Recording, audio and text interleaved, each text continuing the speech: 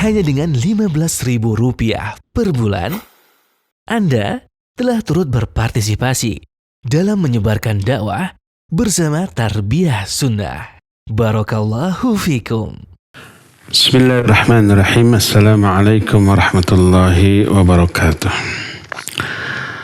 Alhamdulillahilladzi arsala rasulahu bil huda wa dinil haqq liyudhhirahu 'alad dini kullihi walau karihal musyrikun. Wa asyhadu an la ilaha illallah wahdahu la syarikalah wa asyhadu anna Muhammadan abduhu wa rasuluh. Ya ayyuhalladzina amanu taqullaha haqqa tuqatih wa la tamutunna illa wa antum muslimun. Ba'd. Para pendengar Radio Tarbiyah Sunnah Bandung di mana saja Anda berada, juga para pendengar radio-radio lain yang ikut gabung pada siaran kita kali ini, serta para pemirsa TV dimanapun Anda berada, dan para netizen melalui akun manapun di mana saja Anda berada. Alhamdulillah, kembali kita berjumpa melanjutkan kitab Fiqih Al-Asmaul Husna.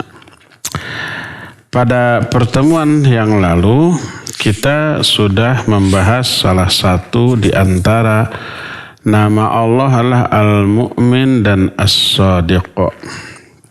Kita lanjut sekarang kepada Al-Ghani. Al-Ghani bahasa kitanya maha kaya. Artinya kaya itu, Ghani itu zat yang tidak membutuhkan apapun dari alam ini, dari manusia, dari para malaikat, dari para jin, dari binatang, dari semua makhluknya.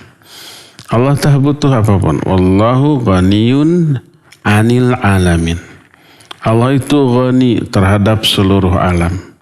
Mana ghani tidak membutuhkan apapun, dan itu karena kaya rayanya dia.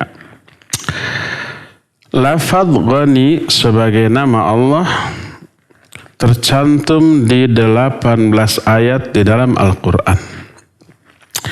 Beberapa di antaranya adalah pertama surah Al-An'am ayat 133, Allah menyatakan wa rabbukal ghaniyyu dzur rahmah. Rabbmu itu maha ghani, maha kaya raya, sehingga enggak butuh apapun dari selainnya, dzur rahmah, yang memiliki rahmat.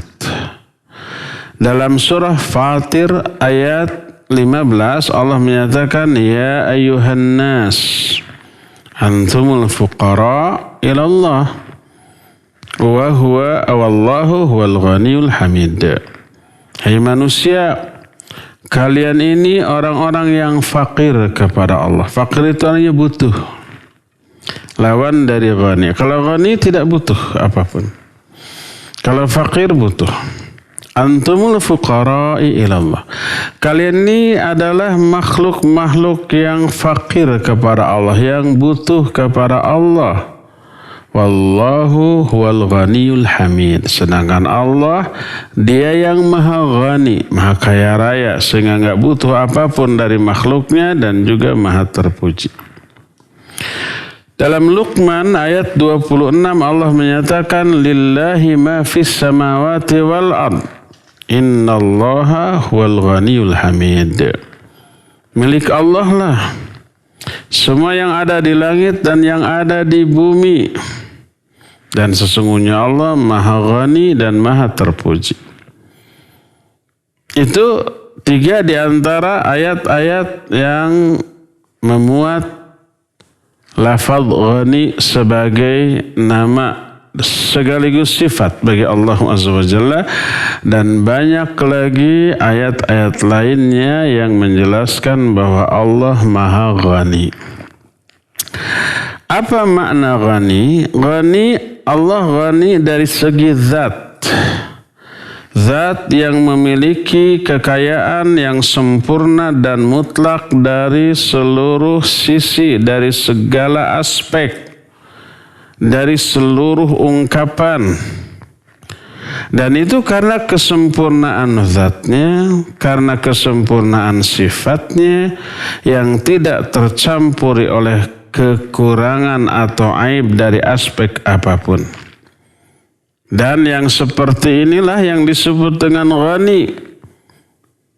Maka sebagai zat yang menciptakan, sebagai zat yang maha pemberi rizki, maha pengasih penyayang, maha berbuat kebaikan, maha kuasa, maha berilmu, maka zat dengan seabreg sifat-sifat yang baik tersebut pasti pula lah dia ini ghani. Pastilah dia itu maha kaya yang tidak membutuhkan apapun dari selain dirinya, dari seluruh makhluknya. Dari seluruh aspek Allah tidak butuh apapun. Sebaliknya selain dia, yaitu dari kalangan makhluk, siapapun makhluk itu termasuk para malaikat, bangsa jin, bangsa manusia, bangsa binatang, seluruhnya membutuhkan Allah dari segala aspek.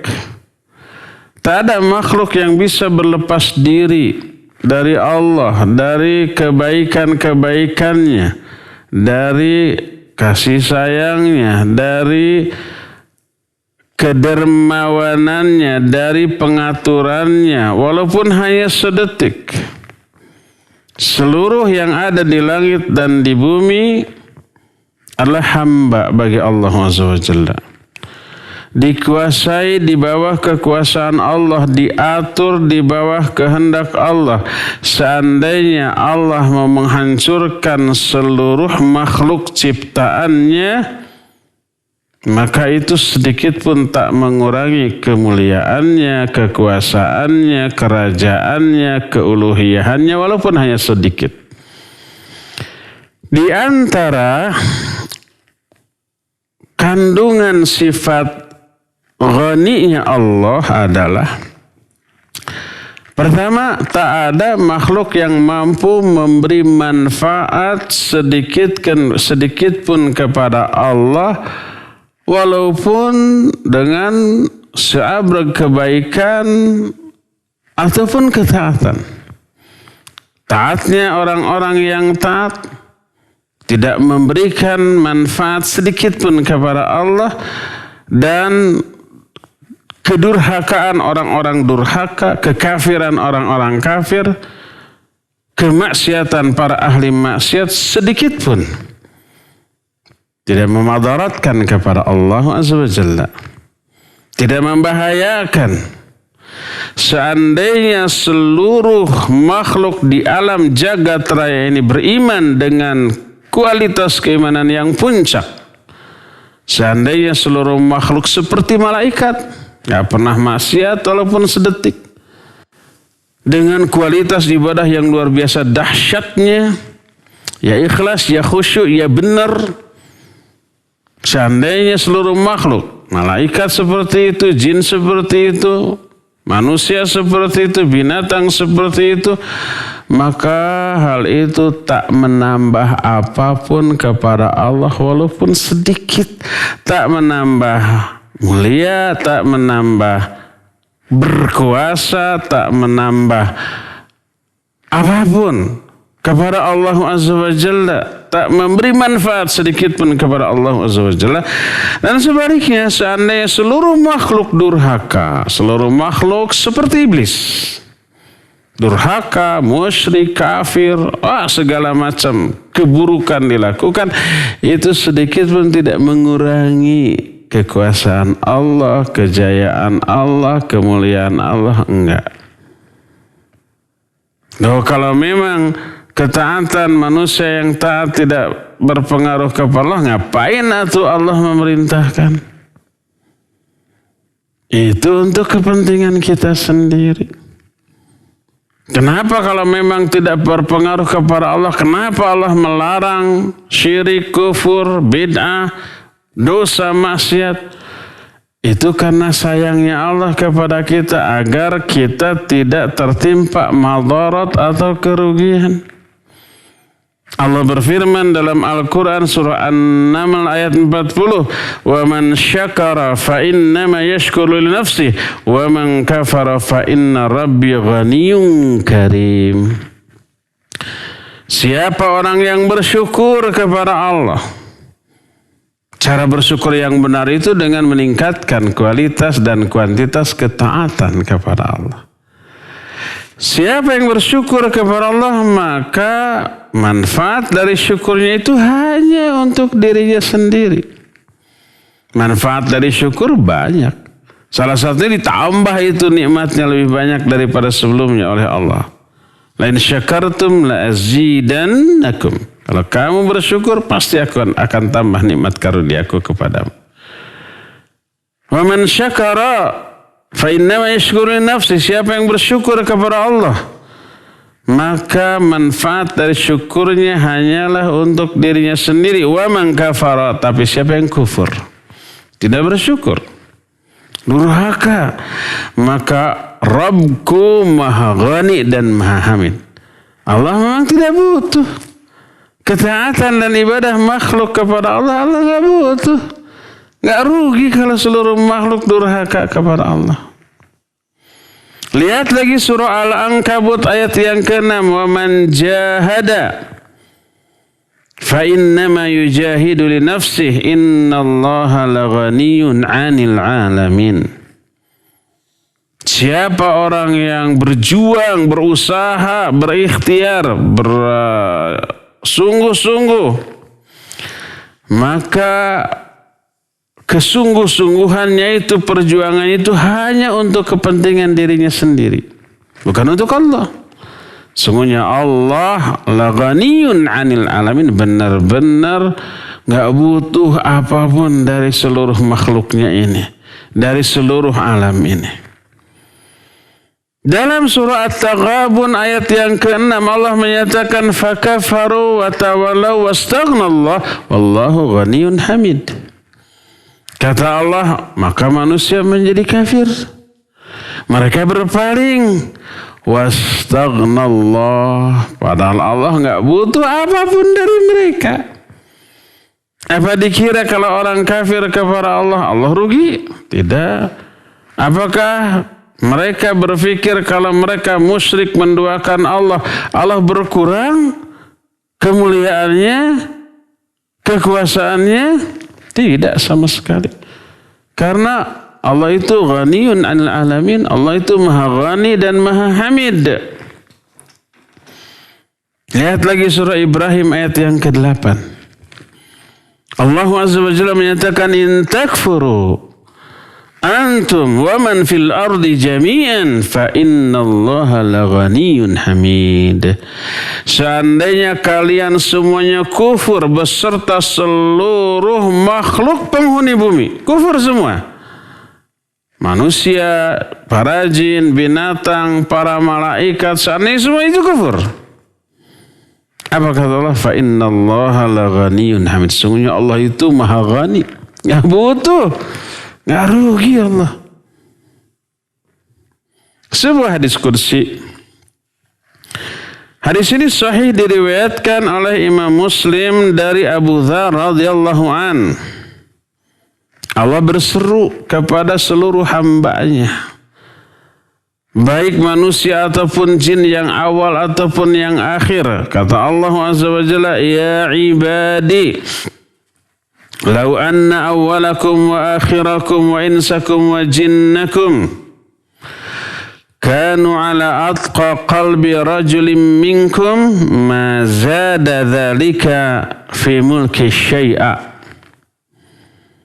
Walau anna awwalakum wa akhirakum wa insakum wa jinnakum kanu ala afjari qalbi rajulin minkum ma naqasa dhalika min mulki syai'a.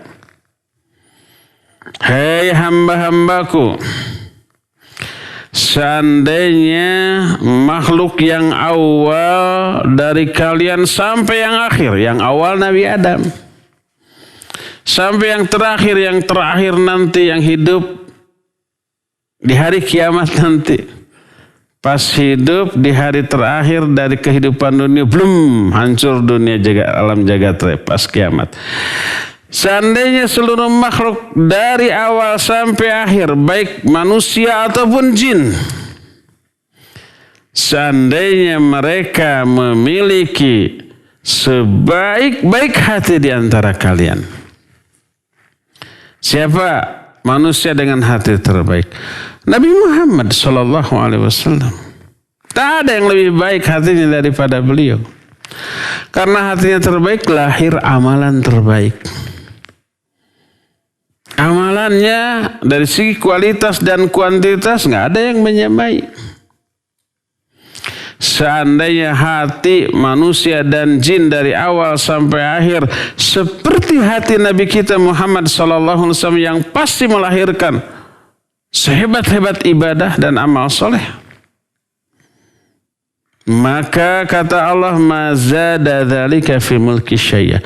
Semua itu tak menambah kekuasaanku walaupun hanya sedikit. Apakah kalau Allah diibadati, ditaati, disembah oleh kita, apakah Allah tambah kuasa? Enggak, tetap segitu. Apakah kalau manusia durhaka kekuasaan Allah berkurang? Enggak, tetap segitu. Dan kekuasaan yang tak terbatas. Lalu Allah menyatakan, seandainya makhluk yang awal dari kalian sampai makhluk yang terakhir, baik manusia ataupun jin, kalau mereka memiliki seburuk-buruk hati di antara kalian, siapa makhluk dengan hati yang paling buruk? Iblis laknatullahi alaih. Seandainya jin dan manusia semuanya kayak iblis, melahirkan keburukan amal. Keburukan hati pasti melahirkan seburuk-buruk amal. Semua orang durhaka, musyrik, maksiat, dosa, kafir, menentang Allah, mencela Allah dan seterusnya. Maka kata Allah, ma naqasa dzalika min mulki syai'a. Semua itu tak mengurangi kekuasaanku walaupun hanya sedikit. Itu ghani ya Allah. Allah enggak butuh apapun dari makhluk. Tak terpengaruh. Manusia enggak bisa memberi manfaat kepada Allah, enggak bisa memberi madarat. Dalam hadis lain yang juga diriwayatkan oleh Imam Muslim dari Abu Dzar, Allah berfirman, ya ibadi innakum lan tablughu dhurri fatadurruni wa lan tablughu naf'i fatanfa'uni. Hei hamba-hambaku, sesungguhnya kalian tidak akan bisa memberikan madarat kepadaku lalu tertimbalah madarat itu kepadaku. Enggak. Tidak akan bisa memberikan bahaya yang membahayakan ke aku. Enggak. Atau sebaliknya kalian tidak bisa memberi manfaat yang memberi manfaat kepadaku sedikit pun. Itu kalau Allah SWT. Ini bukti ghinanya Allah. Allah enggak butuh apapun dari makhluknya. Kedua, wa min kamali ghinahu anna infaqal munfiqin wa badlal badhilin fi sabilihi wa ibtigha'a mardatihi la yanfa'uhu bisyai'. Wa kadzalika syuhhu syahihin wa bukhlal bukhala la yadhurruhu syai'a. Di antara kesempurnaan sifat ghaninya Allah adalah infaknya orang-orang yang berinfak. Kedermawanan orang-orang yang dermawan di jalan Allah dalam rangka mencari ridha Allah tak memberi manfaat sedikit pun kepada Allah. Sebaliknya, kebakhilan atau sikap pelit orang-orang yang pelit, kebakhilan orang-orang yang bakhil sedikit pun tidak merugikan Allah. Tidak memberi madarat kepada Allah. Manfaat infak hanya untuk orang yang infak, bukan untuk Allah. Bahaya bakhil hanya untuk si bakhil, bukan untuk Allah. Allah berfirman dalam Al-Quran surah Muhammad ayat-ayat yang terakhir, yang ke-38. Allah menyatakan, wa may yabkhal فإنما يبخل عن نفسه والله الغني وأنتم الفقراء وإن تتولوا يستبدل قوما غيركم ثم لا يكونوا أمثالكم. Kata Allah Azza wa Jalla, siapa orang yang bakhil, hanyalah kebakhilannya itu merugikan dirinya sendiri. Kebakhilannya itu untuk dirinya sendiri. Apa ruginya orang yang bakhil? Bukankah untung si hartanya tetap? Kata siapa untung? Rugi besar. Pertama, enggak ditambah itu hartanya oleh Allah. Kedua, dicabut itu nikmat hartanya itu oleh Allah dengan cara yang Allah kehendaki, yang di luar dugaan kita. Ada tuh dulu orang yang memiliki umpamanya beberapa jongkok bahasa Indonesia, toko gitu ya, kios di sebuah mall supermarket. Laku keras. Padahal yang lain-lainnya menjual barang yang sama dengan dia, yang lain-lainnya apa? Sepi. Ini mah keras lakunya. Omsetnya hari per hari itu puluhan juta. Bayangkan kalau umpamanya per bulan. Entah apa yang terjadi, tiba-tiba Allah mencabut itu kekayaannya. Rugi miliaran. Terjadi kebakaran dan kiosnya itu kebakar. Betapa banyaknya orang yang jumawa memiliki kios-kios di beberapa tempat yang strategis yang sangat laku. Jumawa dengan kekayaan yang Allah berikan. Entah sebab apa Allah cabut kembali. Dengan cara datang makhluk super kecil yang gak kelihatan. Virus Corona, COVID-19. Menjadi wabah. Pandemi, apa yang terjadi? Semua tutup, mal-mal tutup dalam jangka waktu yang sudah setahun kan ya. Rugi. Gak laku. Untung dagangannya gak busuk, gak basi. Tapi perputaran uang gak ada. Pemasukan gak ada. Barang dagangannya gak bisa dimakan. Mudah bagi Allah SWT untuk mencabut kembali nikmat yang telah Allah berikan. Kalau kita bakhil. Allah menyatakan, "Wa may yabkhal fa innama yabkhalu an nafsihi wallahul ghani wa antumul fuqara." Siapa yang bakhil, madarat, kerugian dari bakhilnya itu hanya untuk dirinya sendiri, dan Allah Maha Ghani. Kalian fuqara, kalian orang-orang yang butuh, makhluk yang butuh.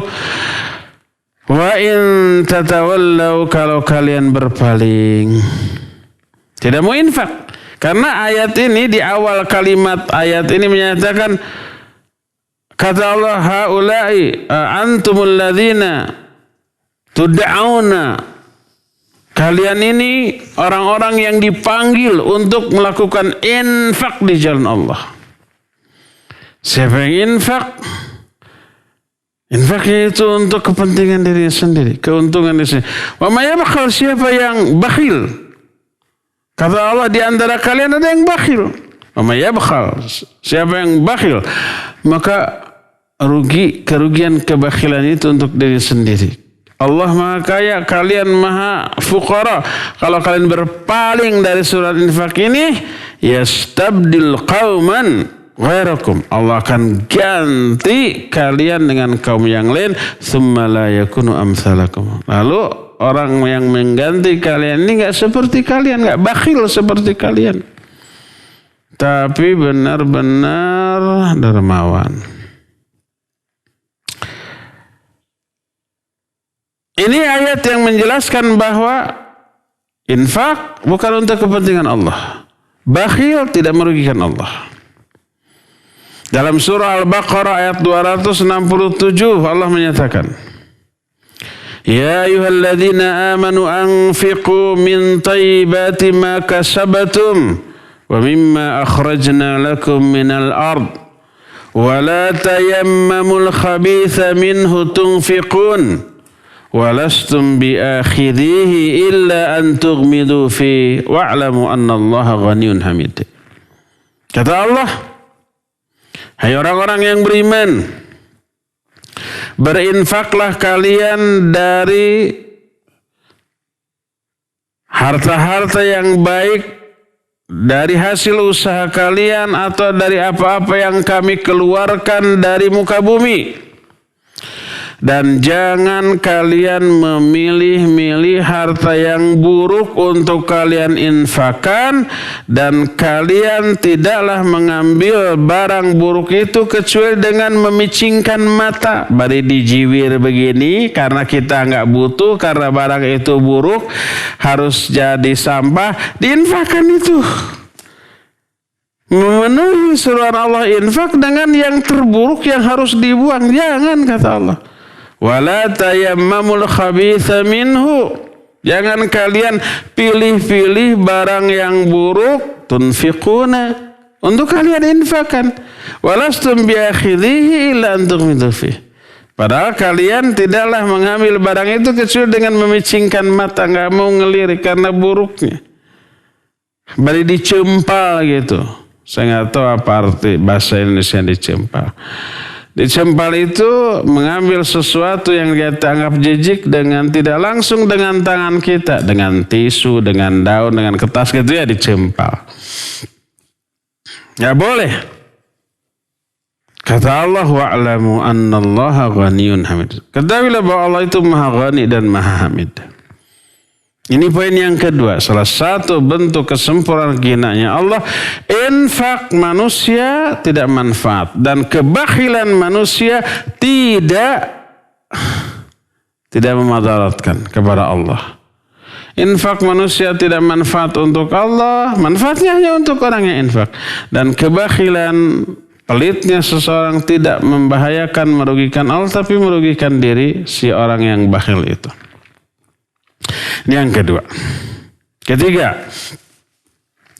wa min kamali ghinahu tanazzuhu tabaraka wa ta'ala 'anil naqais wal 'uyub.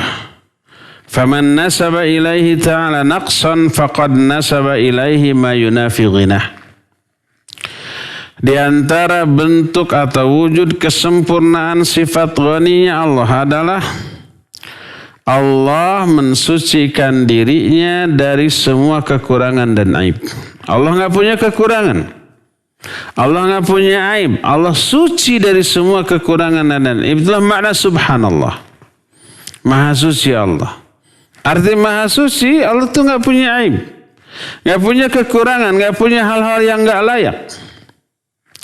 Siapa orang yang menisbatkan ada kekurangan pada diri Allah, berarti orang itu menisbatkan sesuatu yang bertolak belakang dengan sifat ghani Allah.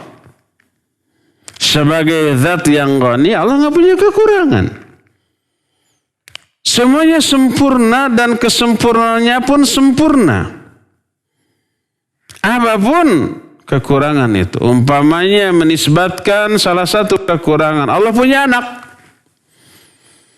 itu kekurangan itu. Seolah-olah Allah butuh anak, butuh pasangan untuk memperoleh anak. Berarti itu menisbatkan kekurangan pada diri Allah Azza wa Jalla. Seolah-olah Allah butuh anak. Allah menyatakan dalam Al-Quran dalam surah Yunus ayat 68. Kata Allah, qalu ittakhadallahu walada subhanah. Huwal ghaniyyu lahu ma fis samawati wa ma fil ard. Berkatalah orang-orang musyrik, Allah punya anak. Subhanah, maha suci Allah dari hal itu. Allah suci dari sifat punya anak. Allah nggak mungkin punya anak. Kita sempurna sebagai manusia kalau punya anak. Karena kita butuh anak. Butuh untuk kebahagiaan diri karena anak membahagiakan. Kalau lagi lucu-lucunya. Kalau soleh. Kalau durhaka mah, aduh bukan bahagia, tapi sumber petaka, ya enggak? Anak itu dibutuhkan oleh orang tua untuk membahagiakan dirinya, menyalurkan potensinya dalam hal mendidiknya, mengarahkannya, menasihatinya, menafkahinya, dan seterusnya. Dan kelak diharapkan si anak balas budi, mengurus orang tuanya di saat orang tuanya sudah tua renta dan tak berdaya, mendoakan kedua orang tuanya setelah kematiannya. Nah, itu dibutuhkan. Sempurnalah manusia yang memiliki anak. Dan apabila tidak memiliki anak, risau, galau, resah, gelisah, merasa ada yang kurang dari dirinya. Itu makhluk. Adapun Allah nggak butuh anak. Makanya Allah menyatakan qalu ittakhadallahu walada subhanah. Mereka berkata Allah punya anak. Kata Allah, Maha Suci Allah dari hal itu. Kata-kata subhana itu pengingkaran terhadap klaim orang bahwa Allah punya anak. Maha suci dari Allah dari hal itu. Huwal ghani, Allah itu ghani. Allah enggak butuh apapun, termasuk enggak butuh anak. Lahu ma fis samawati wa ma fil ardh, milik Allah lah semua yang ada di langit dan semua yang ada di muka bumi. Qul huwallahu ahad, Allahus samad, lam yalid wa lam yulad wa lam yakul lahu kufuwan ahad. Laisa kamitslihi syai'un. Ini ayat-ayat yang mengingkari adanya sesuatu yang dibutuhkan oleh Allah atau adanya sesuatu yang sama dengan Allah. Termasuk anak. Lam yalid wa lam yulad. Itulah yang ketiga. Keempat. Wa min kamali ginahu tanazzu tabaraka wa ta'ala anis syuraka wal andad. Kaifa yusawi turab bi rabbil arbab. Wa kaifa yusawi al-faqir bidzat, al-dha'if bidzat, al-ajiz bidzat, al-muhtaj bidzat, alladhi laysa lahu min dhatihi illa al-adam, bil ghani bidzat, al-qadir bidzat, alladhi ghinahu wa qudratuhu wa mulkuhu wa jawduhu wa isanuhu wa ilmuhu wa rahmatuhu wa kamalul mutlaqit tam min lawazimi dhatihi. Di antara bukti kesempurnaan sifat ghina Allah adalah Allah mensucikan diri dari adanya sekutu, tandingan atau saingan. Laisa kamitslihi syai'un, tidak ada sesuatu pun yang serupa semisal dengan Allah. Walam yakul lahu kufuwan ahad. Allah itu tidak ada sesuatu pun yang sekufu, yang sebanding. Fala taj'alu lillahi andadan wa antum ta'lamun. Jangan sekali kamu bikin tandingan bagi Allah padahal kalian tahu. Karena apa? Bagaimana mungkin bisa disamakan makhluk yang lemah dengan penguasa alam semesta? Makhluk yang zatnya fakir, lemah, diawali dengan ketiadaan dan diakhiri dengan ketiadaan yang butuh kepada segala sesuatu. Bagaimana makhluk seperti itu bisa disamakan dengan zat yang maha kuasa, kekuasaannya, kerajaannya, kebaikannya, kedermawanannya, rahmatnya, ilmunya, segalanya serba sempurna. Apapun yang disembah oleh manusia itu hina, lemah. Patung umpamanya, jangankan dibandingkan dengan Allah atau dibandingkan dengan sesama makhluk hidup aja hina. Patung gak bisa apa-apa, dibuat oleh orang yang membuatnya disembah. Orang yang membuatnya bisa berlari, bisa loncat, bisa ini, bisa itu. Patungnya enggak. Seandainya si patung itu sedang menadahkan tangannya lalu disimpan kue di sana, lalu ngeong datang ke tangannya, bukan pesawat, tapi lalat umpamanya. Lalat hinggap di kue yang ada di tangannya lalu dimakan lalu dibawa kabur. Apakah si patung itu bisa mempertahankannya? Tiba-tiba tangannya nutup, Ngegencet si lalat? Enggak berdaya apa-apa. Hina. Demikian juga pohon, demikian juga kuburan, atau bahkan manusia yang suci seperti para nabi disembah oleh manusia. Ketika hidupnya pasti nggak disembah, karena kalau disembah mah pasti para nabi tersebut akan marah besar dan mengingkari semua itu. Disembahnya itu setelah apa? Setelah mati. Dan yang disembahnya bukan jasad para nabi yang tersisa, tapi visualisasi dari jasad nabi. Dipatungkan, dibuat patungnya, ya enggak? Seperti umpama Nabiullah Isa yang oleh keyakinan mereka dianggap disalib, dibikin patungnya disembah. Yang disembah Nabi Isa-nya, jasad Nabi Isa-nya atau patungnya? Patungnya. Yang nggak bisa apa-apa. Oleh karena itulah maka bagaimana mungkin makhluk yang tak berdaya apa-apa, yang sangat lemah tersebut bisa disamakan dengan Rabbul Alamin dalam hal hak untuk disembah. Padahal seluruh yang ada di muka bumi ini dimiliki oleh Allah. Maka sembahlah pemilik alam jagat raya, bukan yang lain-lainnya. Allah berfirman dalam surah Al-Maidah ayat yang ke-17. Kata Allah, "Laqad kafara alladhina qalu innallaha huwal masih ibnu Maryam. Qul faman yamliku minallahi syai'a in arada an yuhlikal masih ibnu Maryam wa ummuhu wa man fil ardi jami'a.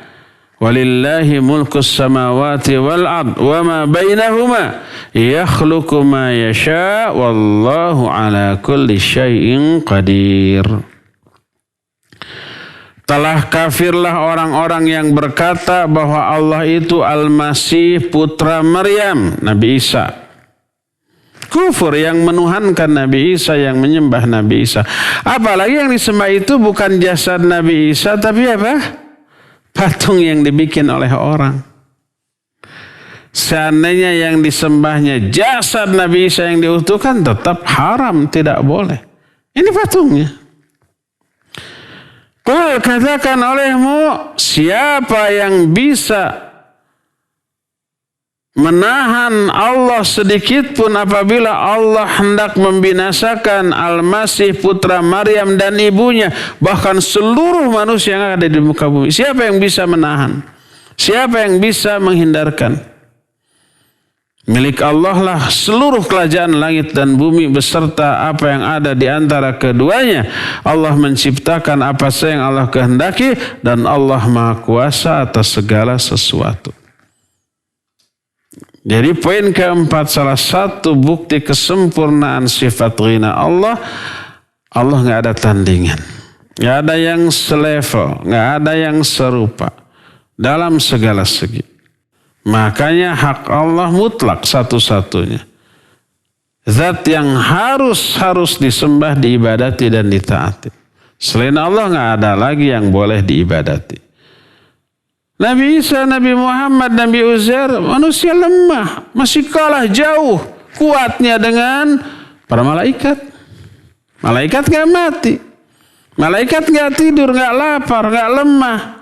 Malaikat itu tidak pernah umpamanya bosan atau lelah, enggak. Para tugasnya jauh lebih dahsyat daripada manusia. Manusia sekalipun para nabi lemah secara fisiknya. Mereka lapar, mereka haus, mereka kelan, mereka berdarah. Dan sebagian nabi itu ada yang mati dibunuh. Itulah yang keempat. Kelima. Wa min kamali ghinahu anna khaza'ina samawati wal ard biyadihi. Wa anna jaudahu ala khalqihi mutawasilun ana al-laili wan nahar wa anna yadayhi sahaun fi kulli waqt lillahi ma fis samawati wal ardi innallaha huwal ghaniyul hamid. Di antara bukti kesempurnaan sifat ghinanya Allah adalah Seluruh kekayaan perbendaharaan langit dan bumi ada di tangannya. Kedermawanan Allah terhadap makhluknya tak pernah terhenti setiap waktu, baik malam ataupun siang. Kedua tangan Allah itu selalu terbentang dan tidak tertutup di setiap saat. Orang Yahudi menyatakan yadullahi maghlulah bal yadahu mabsutatan. Kata orang Yahudi, tangan Allah itu terbelenggu, menutup, maknanya pelit. Allah membantah, bahkan kedua tangan Allah itu terbentang. Allah memberi siapa saja orang yang Allah kehendaki. Dan apa saja yang Allah kehendaki untuk diberikan. Milik Allah lah semua yang ada di langit dan yang ada di bumi. Dan sungguhnya Allah Maha Ghani dan Maha Hamid. Semua yang ada di atas jagat raya ini itu semuanya milik Allah. Allah Maha Kaya. Itulah yang kelima. Keenam. Wa min kamali ghinah annahu yad'u ibadahu ila su'alih kulla waqtin. Wa ya'iduhum 'inda dzalika bil ijabah mahma 'azama as-su'al. Wa yamuruhum bi ibadatihi wa ya'iduhumul qabul wal itsabah wa huwa tabaraka wa ta'ala wasi'ul fadl jazidun nawal wa qad atahum min kulli ma sa'aluhu wa atahum kulla ma aradu wa tamannau. Di antara bukti kesempurnaan sifat ghina Allah adalah Allah menyuruh hamba-hambanya untuk meminta kepada Allah setiap detik, setiap waktu. Menjanjikan mereka untuk mengijabah doa mereka sebesar apapun doa mereka itu. Memerintahkan hamba-hambanya untuk beribadah kepadanya dan menjanjikan mereka untuk menerima ibadahnya dan memberi pahala. Allah itu maha luas karunia-Nya, maha banyak pembalasannya. Allah memberikan kepada mereka semua yang mereka minta dan semua yang mereka inginkan dan mereka angan-angankan.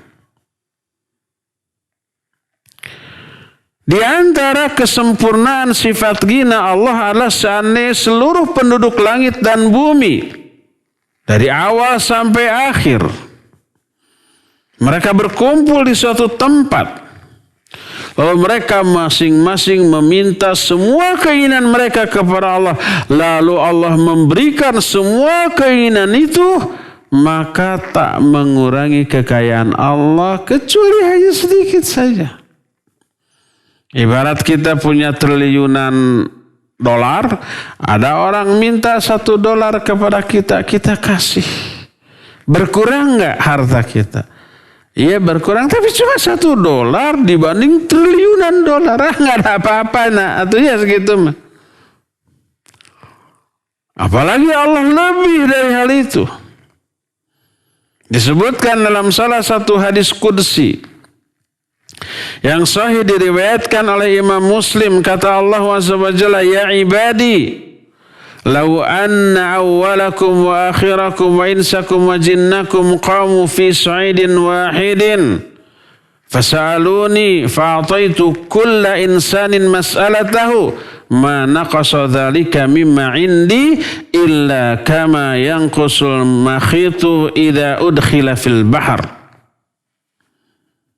Kata Allah, wahai hamba-hambaku, seandainya makhluk yang awal di antara kalian sampai makhluk yang terakhir, baik manusia ataupun jin, dari zaman Nabi Adam sampai nanti para orang yang hidup di hari kiamat, semuanya manusia ataupun jin dari awal ngumpul bareng-bareng di satu tempat. Lalu mereka meminta sesuatu keinginan kepadaku. Ada entah triliunan makhluk tuh, manusia dan jin, dari awal sampai akhir. Lalu aku kasih semua yang mereka minta. Tak ada yang ditolak satupun. Semuanya dikasih. Minta ini dikasih, minta itu dikasih. Ini semua manusia dari zaman Nabi Adam sampai hari kiamat dan juga termasuk bangsa jin. Mintanya kepada Allah semuanya dikasih. Kata Allah, hal itu tidak mengurangi kekayaanku sedikit pun kecuali tak ubahnya seperti sebatang jarum yang dimasukkan ke dalam samudra yang sangat luas. Seperti itu perbandingannya. Dan ini menunjukkan kemahaghaninya Allah. Maha kaya raya. Itu poin yang keenam. Wa min kamali ghinahul azim alladhi la yuqadiru qadrah wa la yumkinu wasfuhu illa ma yabsutuhu tabaraka wa ta'ala ala ahli iman min jinnatin na'im. Min sunufil ladzat wa anwa'in ni'am wa ataibil minan mimma la ainun ra'at wa la udhun sami'at wa la khatara ala qalbi bashar. Di antara bukti kesempurnaan sifat ghaniynya Allah tidak bisa diukur, yaitu apa yang Allah berikan kepada ahlul iman di akhirat berupa surga yang penuh kenikmatan dengan beragam kelezatan, bervariasinya kebahagiaan, dengan kebahagiaan, kegembiraan, kesenangan, kenikmatan yang tak pernah terlihat oleh mata, tak pernah terdengar oleh telinga, tak pernah terhayalkan dalam hati manusia. Allah masih sembunyikan. Sebagian keindahan surga, sebagian kecil saja diterangkan. Di sana ada istana, perabotannya semua emas perak. Para ahli surganya memakai mahkota yang bertahtakan berlian, satu berliannya aja lebih baik daripada dunia dan isinya. Makanan, minuman, buah-buahan tidak pernah ada hentinya. Ada pelayan-pelayan yang pelayannya saja itu bagaikan mutiara-mutiara yang bertebaran. Itu pelayannya, apalagi yang dia layaninya. Ada bidadari-bidadari surga yang gelisna kawanti-wanti, endahna kabina-bina, yang tak ada bandingannya dengan kecantikan perempuan yang pernah hidup di alam dunia. Yang apabila seorang wanita ahli surga mendongakkan atau nololkan, mengeluarkan wajahnya ke alam semesta ini, niscaya alam semesta akan diterangi dengan cahaya yang bersumber dari wajah wanita surga itu. Niscaya seluruh alam semesta ini wangi dengan semerbak parfum yang sangat menyenangkan. Baru satu itu. Hanya mendongakkan wajahnya aja ke alam semesta. Itu sebagian kecil kenikmatan surga. Adapun yang lain Allah sembunyikan. Allah menyatakan, "Fala ta'lamun nafsum ma ukhfiya lahum min qurrati a'yun jazaa'an bima kanu ya'malun." Jiwa manapun tidak akan mengetahui apa yang Allah sembunyikan bagi para ahli surga berupa kebahagiaan sebagai balasan atas amal-amal yang mereka lakukan. Inilah beberapa bukti dari sifat ghinanya Allah. Allah itu maha ghani. Ghani itu bahasa kitanya kaya raya. Artinya tak butuh apapun dari makhluknya. Ya. Sebaliknya makhluknya sangat membutuhkan segala hal dari Allah setiap detiknya. Semoga Allah Azza wa Jalla memasukkan kita ke dalam golongan orang yang Allah berikan limpahan nikmat karunia di surga kelak tanpa merasakan azab baik di alam kubur apalagi di alam neraka nanti. Allahumma rzuqna husnul khatimah waj'alna birahmatika min ahlil jannah. Ya, cukup sampai di sini dan kita masuki sesi tanya jawab. Wassallallahu ala nabiyina Muhammadin wa ala alihi wa sallam. Mangga. Syukran Ustaz atas pemaparan materi yang disampaikan, dan kepada para pendengar dan pemirsa dimanapun antum berada, baik yang menyimak melalui radio Tarbiyah Sunnah 1476 AM juga melalui Tarbiyah Sunnah Channel. Silakan bagi yang akan bertanya kepada Ustadz bisa melalui line telepon dan bertanya langsung di nomor 0228686267 atau bisa melalui pesan singkat ke nomor 081122711476. Baik, sudah ada penelpon yang masuk. Ya, silakan. Warahmatullahi wabarakatuh. Waalaikumsalam warahmatullahi wabarakatuh. Silakan Pak Mulyono. Ya, Ustaz, saya mau tanya. Allah Maha Ghani, Maha Kaya segalanya. Ada 6 poin. Yang saya tanyakan poin ke-6, yaitu Allah menyuruh hambanya untuk meminta. Bagaimana caranya meminta supaya dikabulkan dari Allah? Sekian, Assalamualaikum warahmatullahi wabarakatuh. Waalaikumsalam warahmatullahi wabarakatuh. Iya, Pak Mulyono, bagaimana caranya meminta berdoa kepada Allah agar dikabulkan? Kita pernah bahas ini di hari Selasa ketika membahas kitab Ad-Dawa Dawa Sunan Imam Ibnu Qayyim. Intinya begini. Pertama, semua itu tidak wajib. Akan tapi sangat menunjang dikabulkannya doa. Pertama, sebelum berdoa, awali dulu dengan melakukan amal soleh apapun bentuknya. Baik sholat, infak dan sedekah, membaca Al-Quran, berzikir atau yang sejenisnya. Ya, boleh wudu dulu kemudian sholat syukur wudu. Itu amal soleh. Atau membaca Al-Quran atau infak dulu. Sebelum berdoa, buka HP, buka aplikasi M-Banking, kemudian transfer. Infak sedekah. Jangan banyak-banyak, ya, cukup 1 miliar. Untuk pembangunan Ma'had Tarbiyah Sunnah di Selacau. Setelah itu, baru berdoa. Kedua, berupayalah dalam keadaan berwudu. Ini tidak wajib. Ketiga, berupayalah menghadap kiblat. Keempat, bersikap dengan sebaik-baik sikap sebagai orang yang butuh kepada Allah. Jangan sambil umpama berbaling ucang-angge sambil di kaos sangsang, pakai singlet, pakai kolor. Tapi pakailah gamis umpamanya, pakai kopiah, kemudian di atas sajadah menghadap ke arah kiblat. Duduk bersimpus seperti posisi orang yang butuh. Kemudian angkat kedua tangan kita bila berdoanya dengan doa yang mutlak. Karena mengatakan termasuk salah satu faktor penunjang dikabulkannya doa. Allah malu kalau melihat seorang hamba berdoa dengan mengangkat kedua tangannya, lalu Allah tolak doanya. Allah malu. Kemudian sebelum berdoa, puji dulu Allah Azza wa Jalla. Lalu bersalawatlah kepada Nabi SAW. Setelah memuji Allah. Setelah memuji dan bersalawat, lalu minta ampunan. Ungkit dulu kesalahan, kekurangan, kekeliruan kita, lalu minta ampunan kepada Allah Subhanahu wa Ta'ala. Setelah itu baru masuk kepada inti yang akan kita minta. Minta rizki, minta jodoh bagi para jombloan, jomblowati, minta dilunasi hutang bagi para penghutang, kreditur, atau yang sejenisnya, ya. Silakan.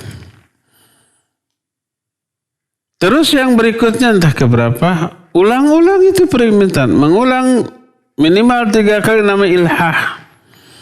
Dan ilhah termasuk salah satu faktor penunjang dikabulkannya doa.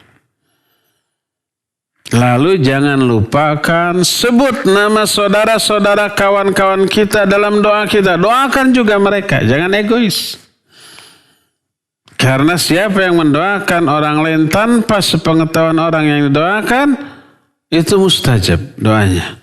Di sampingnya ada malaikat yang mengaminkan dia dan walaka bimithli. Bagimu seperti doamu kepada orang lain. Nah, setelah itu baru tutup lagi dengan salawat kepada Nabi SAW. Kata Imam Ibnu Qayyim, bila semua syarat itu dipenuhi, nyaris doa itu tidak akan ditolak oleh Allah Azza wa Jalla. Ya, demikian Pak Mulyono, wallahu a'lam bishawab. Silakan lagi. Ustaz atas jawabannya, dan kami menyapa para pemirsa Ahsan TV, Baitul Ilmi TV, Sahabat Muslim TV, dan Radio SKN Al Bayan di Cianjur. Bagi para pendengar dan pemirsa yang menyimak melalui media-media tersebut, kami mengundang bagi antum yang akan bertanya, silahkan bisa melalui line telepon di nomor 022868662637 atau bisa melalui pesan singkat ke nomor 081122711476. Baik, sudah ada penelpon yang masuk, ya silahkan. Ya, halo. Halo, Assalamualaikum. Waalaikumsalam. Dengan Ibu siapa di mana? Ya, hamba Allah di Bandung. Ya, silakan. Hamba Allah. Ibu hamba Allah di Bandung. Silakan pertanyaannya, Ibu. Kita izin bertanya dan izin kita nasihat. Bagaimana cara mengingatkan dan memberitahu anak bahwa penghasilannya dana pensiun pajak itu riba. Sementara satu-satunya penghasilan ayah tuh dari situ, dan karena udah pensiun jadi ayah nggak mau cari penghasilan lain gitu, jadi hanya mengandalkan dari dana pensiun pajak. Sementara anak dan istrinya ya semuanya dinafkahi dari dana pensiun pajak tersebut. Mohon nasihatnya Ustaz. Itu aja. Jazakallahu khair wa barakallahu fiik. Assalamualaikum warahmatullahi wabarakatuh. Ya, wa jazakillahu khair wa fiki barakallahu. Waalaikumsalam warahmatullahi wabarakatuh. Ya, hamba Allah di Bandung punya ayah bekerja dulu sebagai pekerja di pajak, ya. Pajak apa bang? Pajak. Sampai pensiun dan menerima pensiunan dari pajak tersebut. Pertanyaannya bagaimana cara menasihatinya gitu ya. Iya, tapi pertama dua hal yang saya soroti.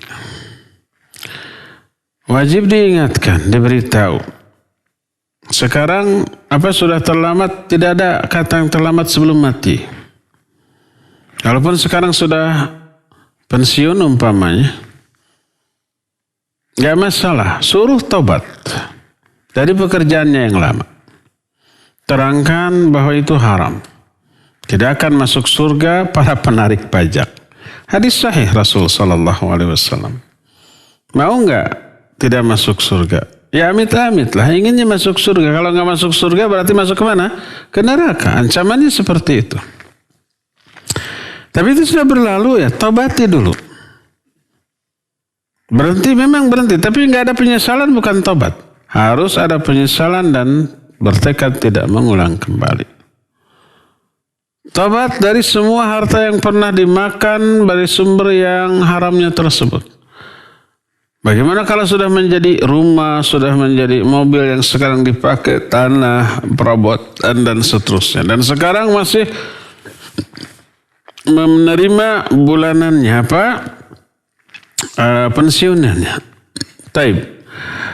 Jadi pertama wajib taubat, berhenti. Kedua, bagaimana dengan harta yang dikumpulkan dari hasil yang seluruhnya murni haram umpamanya? Kalau untuk istrinya, untuk anak-anaknya kemarin sudah saya bahas. Istrinya, anaknya fakir. Boleh dia menerima penyaluran dari harta haram kepala rumah tangganya karena ketidakmampuan, tapi hanya secukupnya. Tidak berlebih. Tidak umpamanya sudah dikasih untuk makan sehari-hari, minum sehari-hari gitu, pakaian sehari-hari yang mencukupi, lalu minta HP dengan harga puluhan juta, ya minta ini, minta itu yang tidak menjadi kebutuhan pokok. Jangan. Kalau istrinya, anaknya bisa mencari harta sendiri dengan cara kerja atau jualan, lakukan. Kalau tidak memungkinkan ya sudah secukupnya. Nah, adapun untuk si kepala rumah tangga yang sudah menyadari bahwa semua hartanya haram, apa yang harus dilakukan? Ambil dari hartanya secukupnya untuk menafkahi dia dan keluarganya, plus mengambil sejumlah uang untuk modal usaha dia. Selebihnya sedekahkan, infakkan. baik ke fuqara dan masakin ataupun untuk ke yayasan-yayasan dakwah. Biar mereka nanti yang mengaturnya. Untuk kepentingan-kepentingan fisabilillah. Jangan berlebih, jangan umpamana kekayaannya di mana-mana, ya ini sudah berlalu, sudah pensiun, akhirnya dinikmati. Enggak, itu haram. Ambil secukupnya untuk modal usaha, selebihnya sudah. Infakkan, sedekahkan, bagikan. Itu yang bisa dilakukan oleh orang yang terlanjur sudah pensiun dari sumber penghasilan yang haram. Wallahu a'lam. Silakan. Syukran Ustadz atas jawabannya. Dan kita beralih ke penanya melalui pesan singkat dari Bapak Sunario di Bandung. Ustadz, kalau orang meninggal masih punya hutang berupa zakat harta dan harta yang ditinggalkannya ada uang, handphone, jam tangan mahal, tas mahal, sepatu mahal. Apakah boleh memberi orang miskin berupa jam tangan mahal, tas mahal, sepatu mahal dan handphone tersebut dengan niat membayar zakat harta? Ustaz, silakan. Barakallahu fiik, Bapak Sunaria. Di Bandung Mas Sunaria, bukan Sunario. Pak Sunaria di Bandung.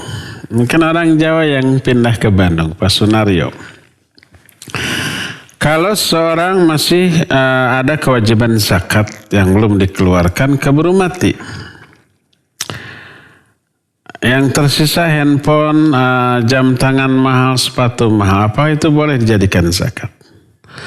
Iya, saya kurang paham zakat yang dimaksud ini, ya jelas zakat harta. Apakah dari zakat perniagaan atau zakat uang yang tersimpan?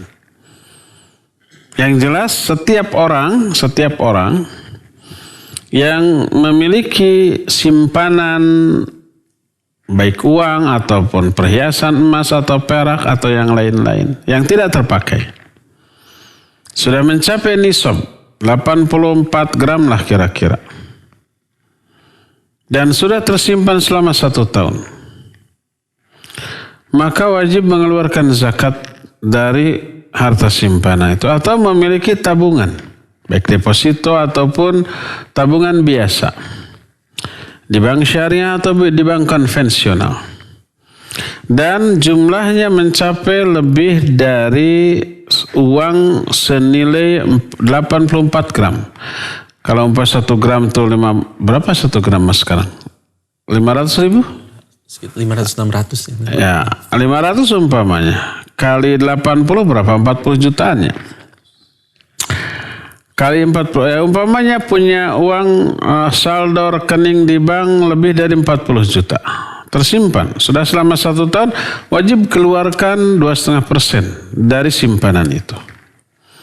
Jadi kewajiban zakat harta adalah dari simpanan yang sudah tersimpan selama 1 tahun. Adapun barang-barang yang terpakai maka tidak terkena zakat. Seperti rumah yang jelas dipakai. Seperti mobil atau motor, mungkin harganya ratusan juta atau ada yang miliaran. Dipakai apa disimpan? Dipakai, kecuali kalau itu koleksi. Ada kan orang yang kaya memiliki koleksi mobil-mobil mewah yang nggak pernah dipakai keluar ya, atau bahkan tidak ada izin keluar, tidak dibolehkan karena nggak ada. Hanya koleksi kan ada ya, yang seperti Ferrari gitu. Nggak apa-apa, ada bukan iklan, diiklankan juga nggak akan ada yang beli. Ada mobil Ferrari di Indonesia, tapi nggak boleh keluar ya? Boleh? Aduh, nggak pernah lihat. Umpamanya hanya koleksi, nggak pernah dibawa keluar. Dilapan kalau ada tamu dipamerkan, lihat tuh koleksi saya, kebanggaan. Itu wajib dizakati kalau sudah 1 tahun. Adapun yang terpakai baik mobil, motor, ya kendaraan ataupun umpamanya toko, ya asetnya tidak dihitung.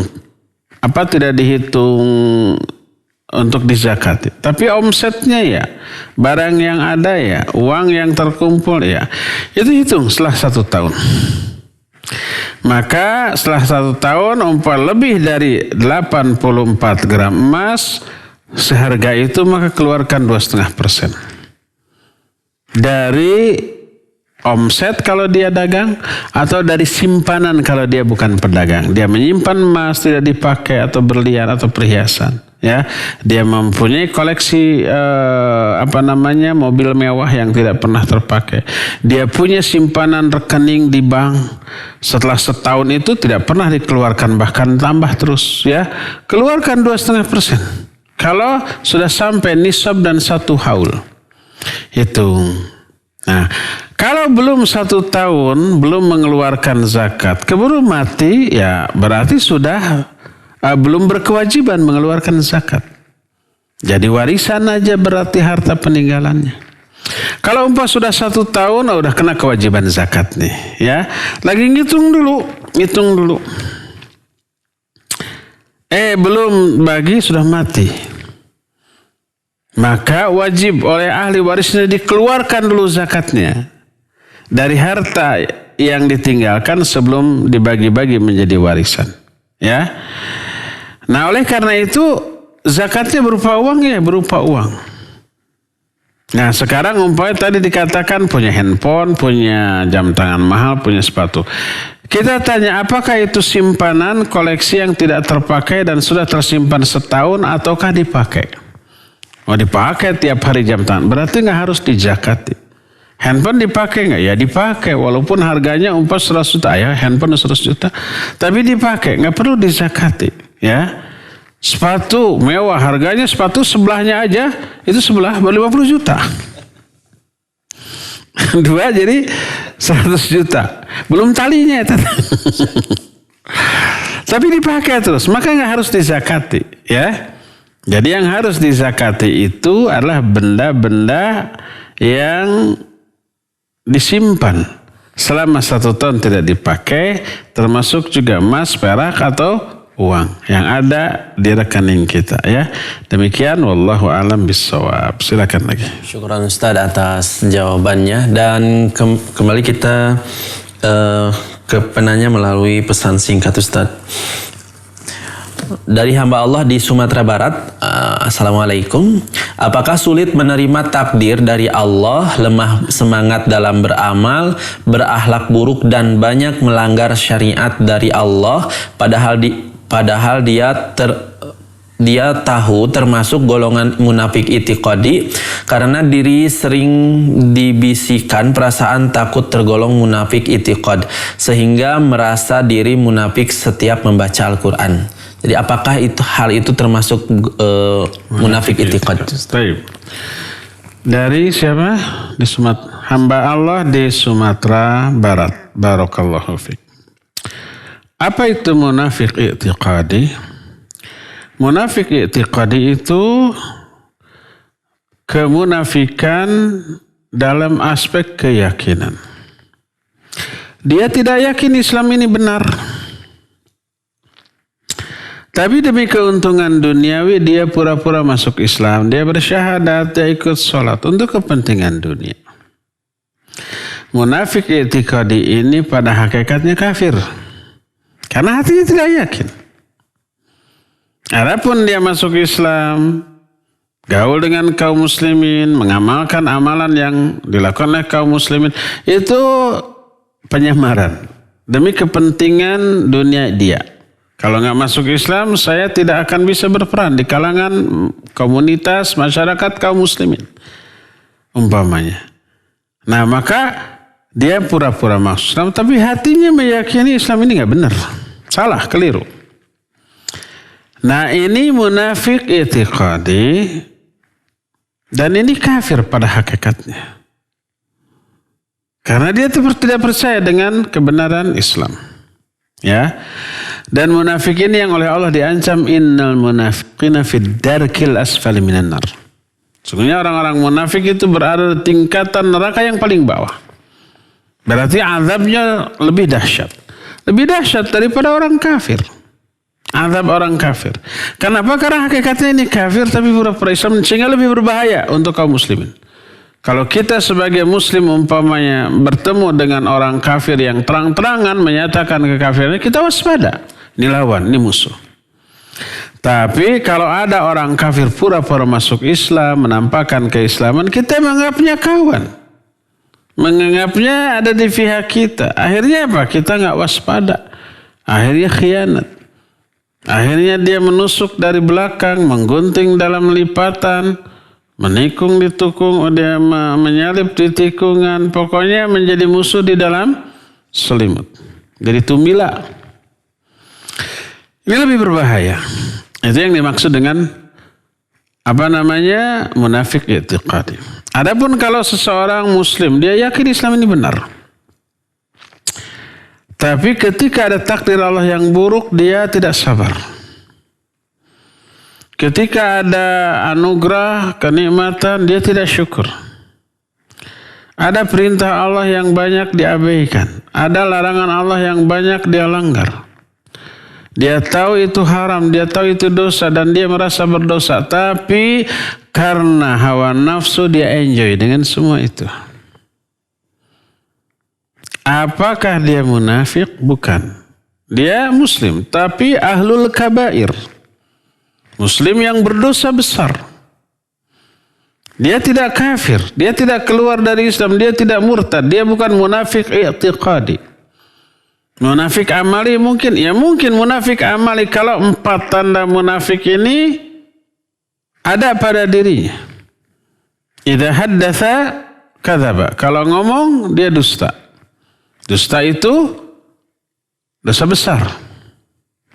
Kalau dia berjanji, idza wa'ada akhlafa. Kalau berjanji dia apa? Ingkar. Wa idza tumina khana, kalau dia diamanati dia khianat. Ini semuanya dosa besar. Keempat, kalau dia bertengkar, curang. Idza khasama fajar. Salah satu di antara 4 ini adalah amalan khas orang munafik. Bila dilakukanlah seorang muslim, itu namanya munafik kecil. Munafik kecil tidak mengeluarkan pelakunya dari Islam. Atau disebut munafik amali, bukan i'tiqadi. Kalau munafik i'tiqadi, munafik besar, mengeluarkan pelakunya dari Islam. Bukan muslim pada hakikatnya. Tapi kalau munafik amali, itu munafik kecil. Pelakunya tetap muslim. Tapi muslim ahlul kabair. Muslim yang berdosa besar. Kalau tobat, dia harus tobat. Dia berhenti dari kemunafikannya, menyesal, bertekad tidak mengulang kembali, tidak harus bersyahadat lagi. Karena dia tidak kafir, tidak murtad. Tapi kalau munafik besar tadi, dia kalau mau tobat, dia bersyahadat. Meyakini kebenaran dari ajaran Islam ini. Ya. Nah, dengan penjelasan perbedaan antara nifak besar dan nifak kecil ini, insya Allah penanya dari sumber tadi bisa mengidentifikasi diri, apakah saya ini munafik kecil atau munafik besar. Lihat apakah meyakini kebenaran Islam atau tidak. Kalau yakin Islam ini benar, tapi tidak ridho terhadap takdir Allah yang buruk, tidak bersyukur kepada nikmat yang Allah berikan, banyak melanggar larangan, banyak mengabaikan perintah, maka itu tidak mengeluarkan dia dari Islam, karena masih meyakini kebenaran Islam. Dia muslim tapi yang berdosa besar. Yang apabila mati dalam keadaan demikian, terancam dengan ancaman neraka. Walaupun tidak akan abadi. Akan diazab sesuai dengan kadar dosa yang tersisa. Ya, semoga Allah memberikan taufik dan hidayah kepada kita, sehingga kita bebas dari nifak, baik besar ataupun kecil. Terakhir tuh ada telepon. Baik. Syukran Ustaz atas jawabannya. Kita angkat penanya dari telepon. Ya, silakan. Halo, sudah masuk? Waalaikumsalam warahmatullahi. Silakan Bu. Ya Ustaz, kalau sudah Siapa di mana Bu? Ibu dengan siapa di mana? Ustaz. Kalau udah mantap ini Ustaz, terus ada yang diminjam uang Ustaz, sisa itu tiap tahun kan dizakatin. Terus sisanya ada 30 juta. Apakah semuanya harus dizakatin? Sama yang minjem itu seperti biasa atau sisanya aja 30 juta Ustaz? Itu aja Ustaz. Jazakumullah khairan. Assalamualaikum warahmatullahi wabarakatuh. Waalaikumsalam warahmatullahi wabarakatuh. Ibu Rita ya siapa? Bu Yati. Ibu Yati di Melonggrin. Kayak masih sakit ya, kalau nggak salah yang kemarin sakit. Ya. Syafakillah la ba'sa tahur, insyaallah Ibu Yati di Melonggrin. Kalau seorang punya simpanan uang, tapi sebagian uangnya itu dipinjam orang, nggak tahu apakah orang itu bisa bayar atau tidak. Kalau bisa bayar entah kapan. Tapi uang cash yang kita miliki ada 30 juta dan sudah tersimpan setahun. Apakah uang 30 juta sudah sampai pada nisab? 30 juta ya tergantung harga emas saat itu. Kalau harga emasnya umpamanya hanya 100.000, saya pikir sudah sampai ya. Pokoknya setara dengan 84 gram emas. Sekitar kalau zaman sekarang 40 jutaan lebih gitu. Ya. Jadi kalau 30 juta belum sampai pada nisab maka tidak wajib zakat. Adapun uang yang sedang dipinjam yang entah dia bisa kembali atau tidak lagi dihitung karena belum menjadi mutlak milik kita. Karena siapa tahu dia nggak bisa bayar sampai kapanpun.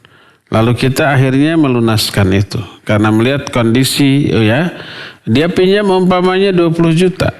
Jadi kalau digabungkan 50 juta tuh. Tapi lihat kondisi, jangankan untuk bayar hutang, untuk makan sehari-hari aja susah.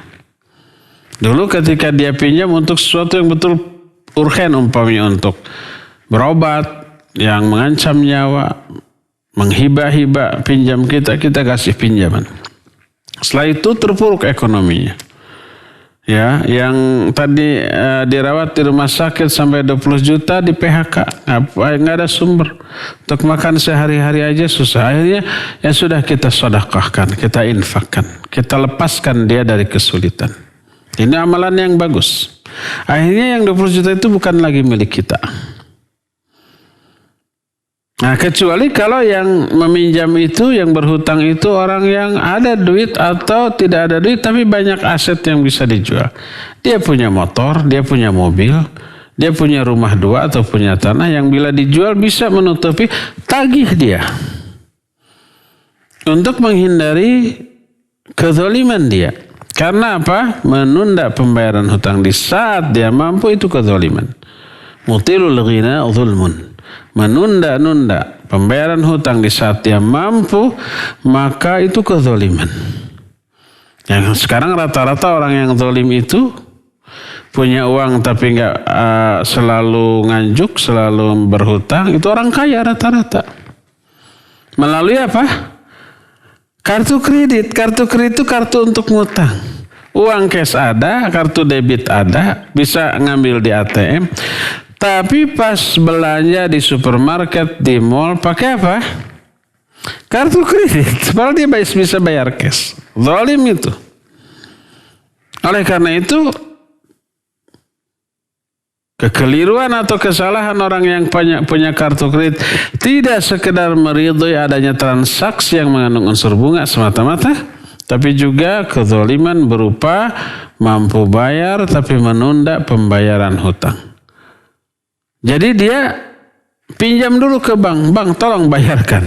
Nih, pakai kartu kredit. Oke, bang, enak-enak saja, senang-senang saja. Dibayarin. Walaupun kita tidak akan telat bayarnya sehingga tidak terkena bunga, tapi minimal kita menyetujui meridhoi transaksi yang mengandung unsur bunga. Yang kedua, menunda pembayaran hutang padahal kita mampu. Bapak Ibu yang memiliki kartu kredit segera tutup. Jangan lagi ya memiliki, karena itu sebuah kezaliman ya. Demikian Ibu Yati di Melonggrin, cukup sampai di sini. Insyaallah kita akan jumpa kembali di hari Selasa yang akan datang. Subhanakallahum bihamdik asyhadu an la ilaha illa anta astaghfiruka wa atubu ilaik. Walhamdulillahirabbil alamin. Wassalamualaikum warahmatullahi wabarakatuh.